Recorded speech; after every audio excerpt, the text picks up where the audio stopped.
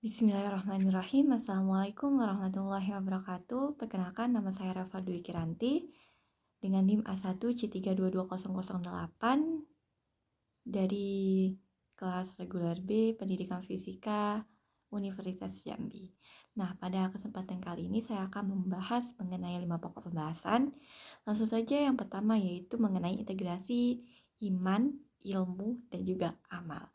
Nah, perlu kita ketahui bersama bahwasanya iman merupakan sebuah keyakinan di mana kita yakin terhadap suatu hal. Nih, di dalam Islam sesuai dengan sabda Nabi, al-imanu maqribatun fi qalbi wa qaulu bil lisani wa amalun bil arkani. Di mana iman itu diyakini dalam hati, diucapkan dengan lisan dan dilakukan oleh anggota badan atau perbuatan. Nah, jadi hidup kita itu, kalau pengen hidup kita itu benar, kita harus mulai dulu dari hati kita. Kita harus meyakini dulu tentang keimanan kita. Apakah keimanan kita ini udah benar atau enggak gitu lah. Dengan nilai-nilai yang terpancar dari keimanan, itu akan memunculkan suatu bentuk, yaitu amal soleh.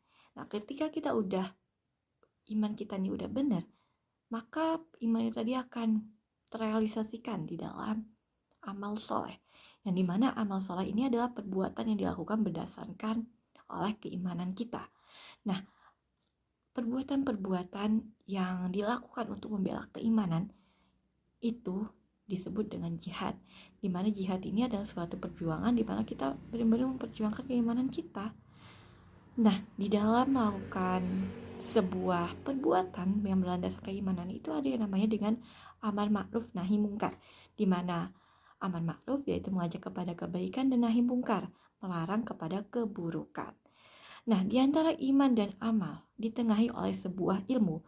Ilmu merupakan suatu penengah di antara iman dan amal, dan mana ilmu ini sangat dibutuhkan untuk kita bisa mengetahui dengan benar bagaimana kita beriman dan bagaimana cara kita untuk melakukan sebuah amal.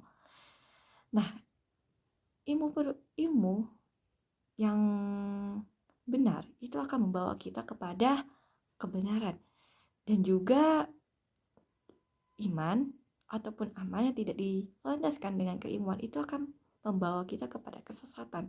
Nah, jadi iman, ilmu, dan amal ini memiliki keterkaitan yang sangat erat, dan dimana ketiganya ini sangat dibutuhkan supaya kita bisa beriman kepada Allah Subhanahu wa Ta'ala dengan sebenar-benarnya iman. Nah, yang kedua yaitu tentang hubungan Islam dan budaya serta alasan Islam tertinggal dalam hal teknologi. Nah, yang pertama kita bahas dulu terkait dengan hubungan Islam dengan seni budaya. Nah, jadi sebenarnya Islam itu adalah agama yang rahmatan lil alamin. Islam tidak melarang kita untuk kita berkreasi. Islam justru malah mendukung kita supaya kita itu bisa terus berkreasi dengan diri kita, dengan lingkungan kita. Nah, jadi yang Islam larang itu adalah sesuatu hal yang bisa membahayakan keimanan kita. Nah, di dalam Islam sendiri, seni itu dipandang sebagai pancaran dari keindahan iman. Nah, teringat dengan sabda Nabi yang mengatakan bahwasanya Allah itu indah dan menyukai atau menyintai keindahan. Nah, dari hadis tersebut dapat kita simpulkan bahwasanya sebenarnya Islam itu tidak melarang kita untuk melakukan sebuah aktivitas yang mana di situ kita memanfaatkan tentang keindahan. Nah, Islam itu ya indah gitu. Nah, Islam memotivasi umatnya untuk terus mengembangkan sebuah seni di dalam Islam, mengembangkan semua kebudayaan di dalam Islam. Terlihat seperti arsitektur di negara-negara Timur Tengah sana, yang mana banyak sekali bangunan-bangunan ataupun role model yang terlihat jelas corak-corak keislamannya, karena corak-corak keislaman itu memiliki ciri khasnya tersendiri. Nah, selanjutnya itu agama di dalam Islam, agama itu bukanlah sebuah kebudayaan, tetapi dapat melahirkan sebuah kebudayaan. Sebab kebudayaan merupakan hasil cipta, rasa, dan karsa manusia, sedangkan Islam itu merupakan wahyu dari Tuhan.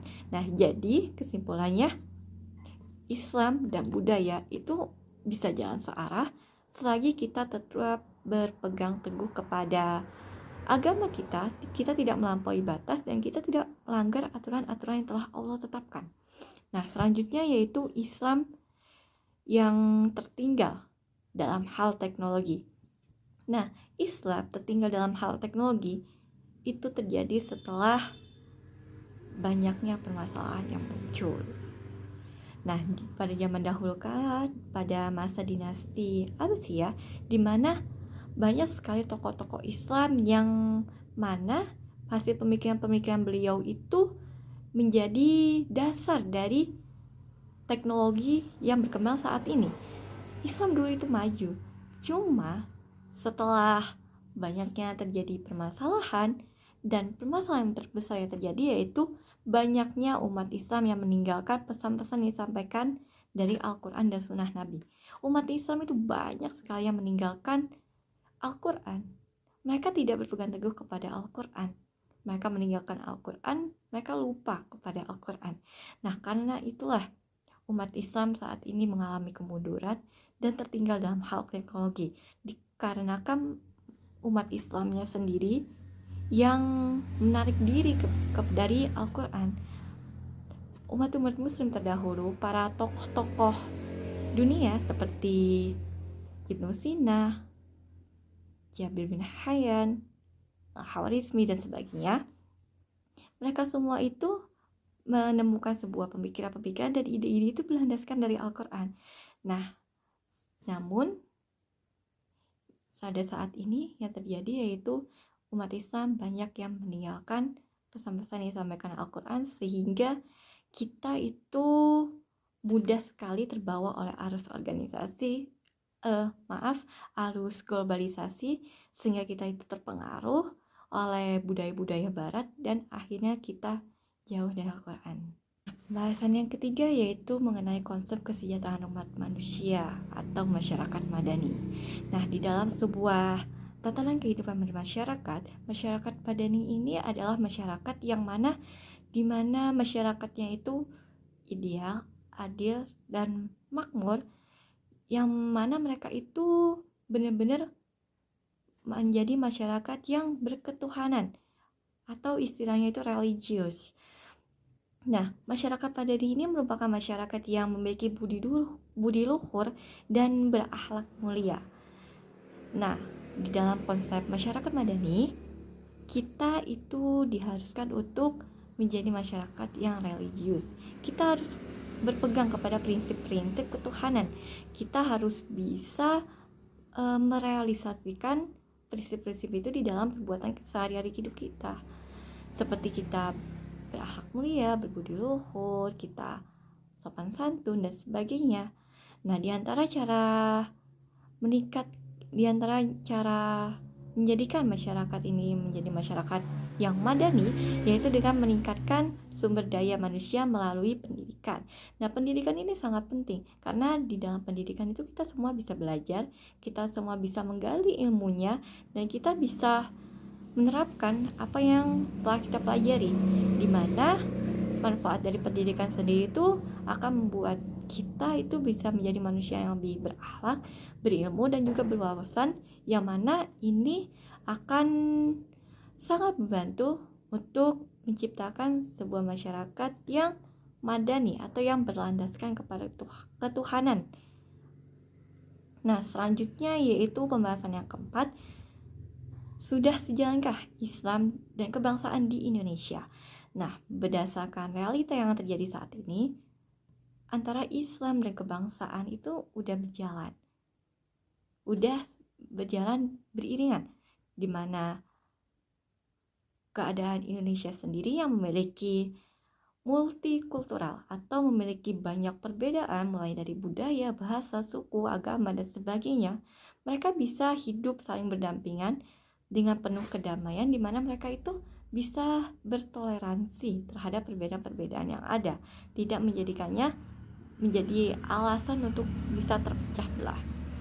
Nah, namun permasalahan yang timbul, ada beberapa kelompok-kelompok yang berusaha untuk merusak dari perdamaian itu.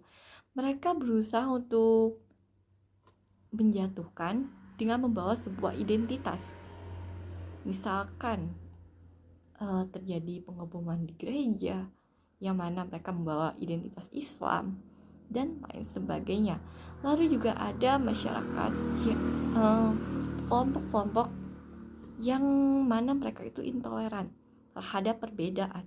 Mereka tidak menghargai apa yang memang udah menjadi perbedaan itu. Nah, kesimpulannya, Islam dan kebangsaan yang ada di Indonesia itu sudah berjalan dengan baik. Mereka udah hidup berdampingan dan damai, tetapi masalahnya yaitu ada di oknum-oknum yang mana mereka itu ingin merusak dari perdamaian yang telah tercipta. Nah, selanjutnya yaitu pembahasan yang kelima mengenai pentingnya seorang muslim mempelajari agamanya. Nah, di dalam Islam, ayat yang pertama kali turun kepada Rasulullah Shallallahu Alaihi Wasallam yaitu Quran surat Al-Alaq ayat 1 sampai 5, yang dimana ayat pertamanya itu berbunyi Iqra. Iqra yang artinya adalah bacalah. Nah, dari situ maka dapat kita ambil maknanya, di mana membaca itu atau literasi itu penting sekali untuk kita lakukan. Nah, di dalam hadis yang lain, Nabi Muhammad juga bersabda bahwasanya menuntut ilmu itu wajib bagi setiap muslim dan muslimah. Nah, dari kedua sandaran tersebut udah jelas bahwasanya seorang muslim itu wajib gitu kan untuk menuntut ilmu, terutama ilmu agamanya. Karena tanpa ilmu kita tidak bisa menjadi muslim yang baik, kita tidak bisa mengerti bagaimana cara beribadah yang baik, kita tidak bisa mengerti bagaimana cara beramal yang baik, kita tidak bisa mengerti bagaimana caranya menjadi muslim yang baik. Muslim yang baik itu seperti apa, kewajiban kita itu apa aja yang harus kita lakukan, apa aja yang harus kita jauhi. Karena tanpa ilmu kita buta, nggak tahu bagaimana caranya supaya kita ini bisa menjalankan kehidupan kita sesuai dengan agama kita gitu. Nah, jadi dari kelima pembahasan ini kita tuh harus bisa lebih kritis terhadap lingkungan kita. Kita juga selain kritis, kita juga harus bisa peka dengan apa yang dibutuhkan oleh lingkungan kita. Kita harus bisa menjadi pelopor kebaikan dan kita harus tetap semangat demi memperjuangkan keimanan kita. Sekian, terima kasih. Wassalamualaikum warahmatullahi wabarakatuh.